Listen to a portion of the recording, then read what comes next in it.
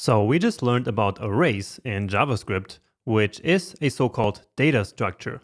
But now it's time to talk about another data structure in JavaScript, which are objects.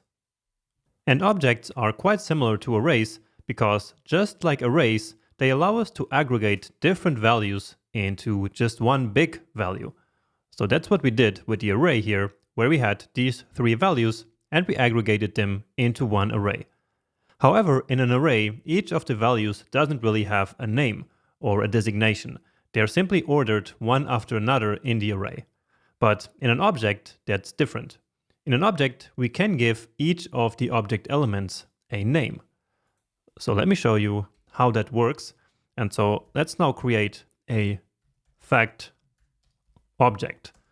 So previously, we had an array to store the data about a fact, but actually, an object is a way better data structure to store information like that, because again, we can give each of the values a name.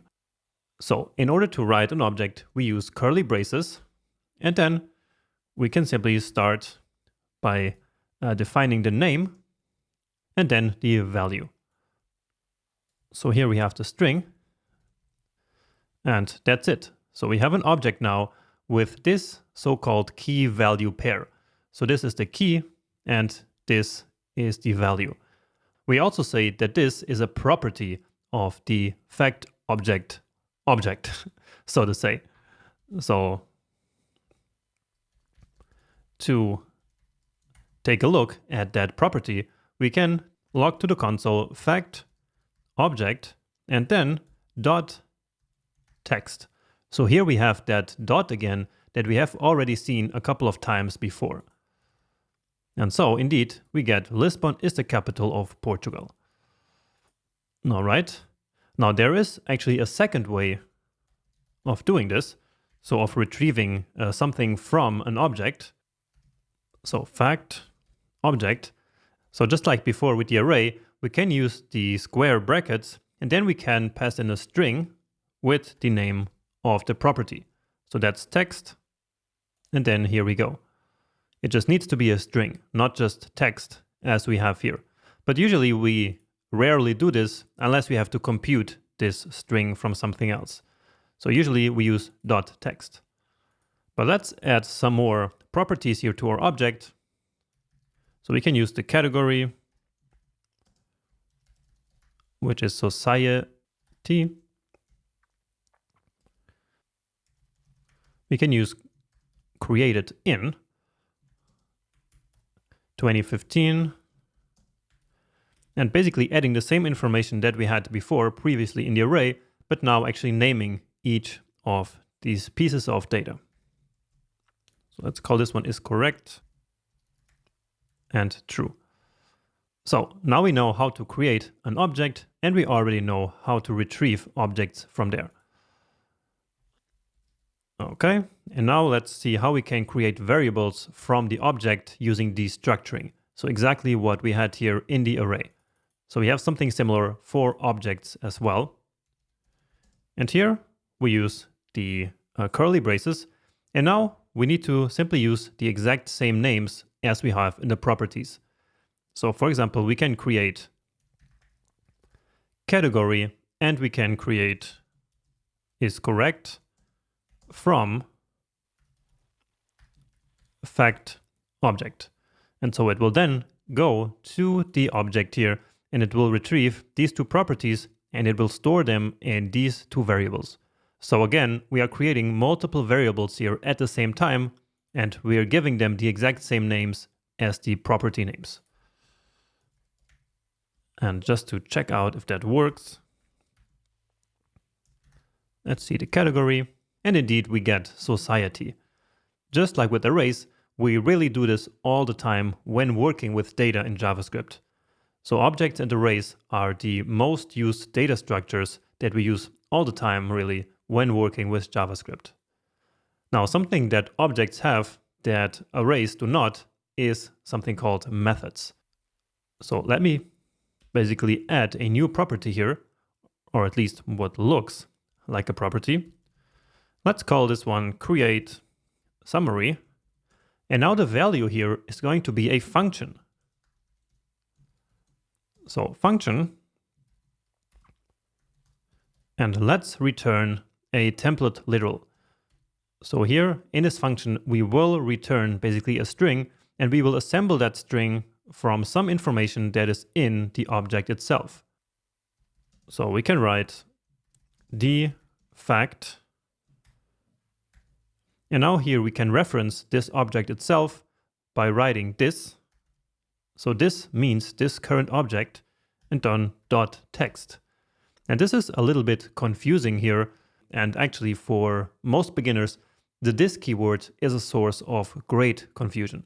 But actually we don't really need it a lot in modern JavaScript. So don't worry about this. This is just so I can create some meaningful example here. So a meaningful method.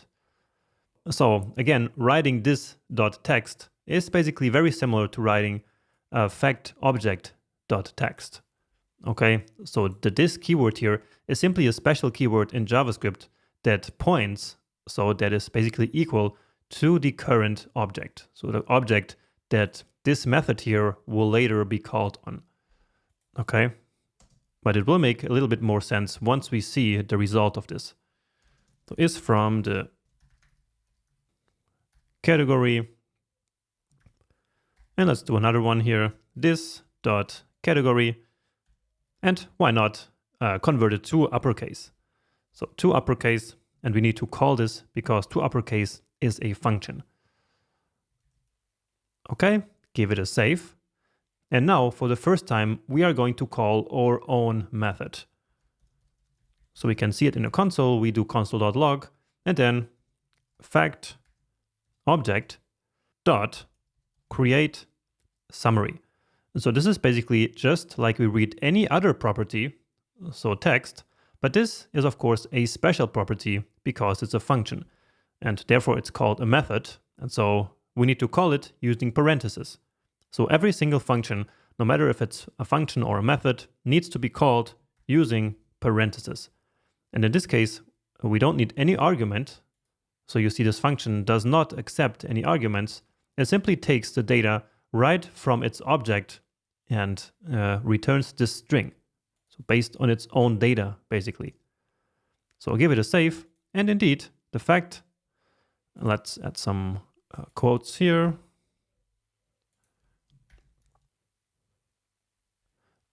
So the fact Lisbon is the capital of Portugal is from the category society.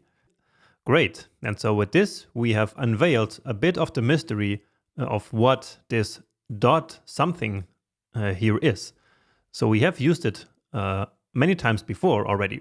So here we had the string, we called dot uppercase on it, and it then simply did something with the data and returned it. And we never really understood what that was. And now we know that it is simply a method. Or we did it with arrays. Or actually, no, we didn't yet. Yeah, we will do that later. But yeah, up here right in the very first lecture, here we have, for example, this method dot contains. And so this is just like the method that we have just written. So basically this class list here, it has some methods that can be called. And so here we call that by dot contains. Now the way all that works internally is actually quite complicated. And if you want to learn all about that, you can of course take my complete JavaScript course. But for this crash course, there's no need for that. The most important thing that you need to know about objects for now is basically what they are, how we can create them, what a method is, and how we can destructure them into their own new variables. So those are the fundamental things. And I think with this video, you will now know how to do all that.